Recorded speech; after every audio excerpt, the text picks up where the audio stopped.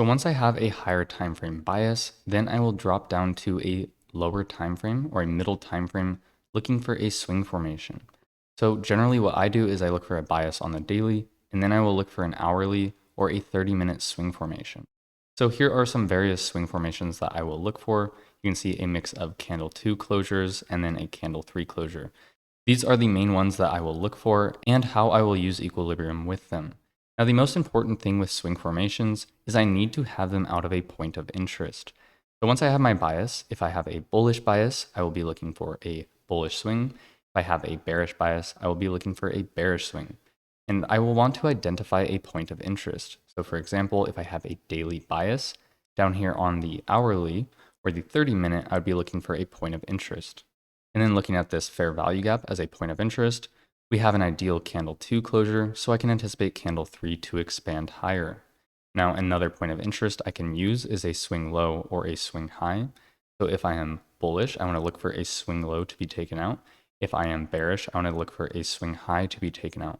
And then with a candle 2 or a candle 3 closure, I could be looking long or be looking short.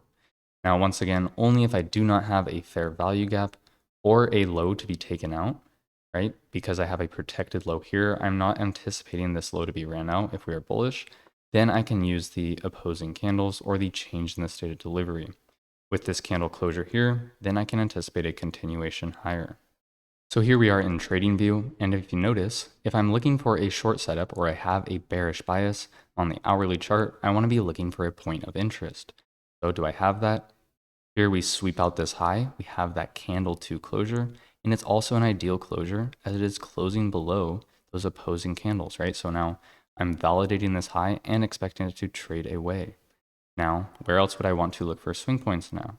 Well, I could use those opposing candles there, but I have a fair value gap here. I can look for entries in the fair value gap here, or for a fractal model to form here. Now, here is an example of where I wouldn't want to use a point of interest other than an opposing candle.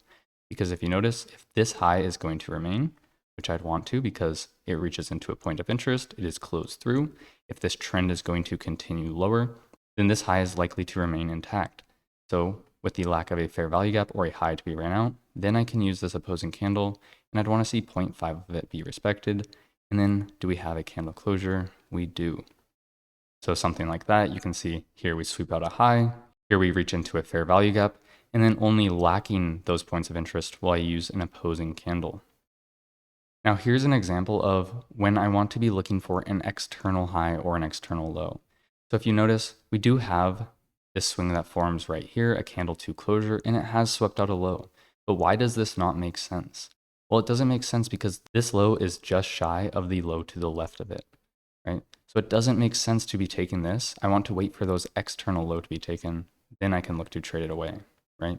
And you can see fair value gap, new swing, trades higher. Now the one-time price does not need to trade into an external high to act as a point of interest is when we have SMT. So in this case, NQ took out this high, ES didn't.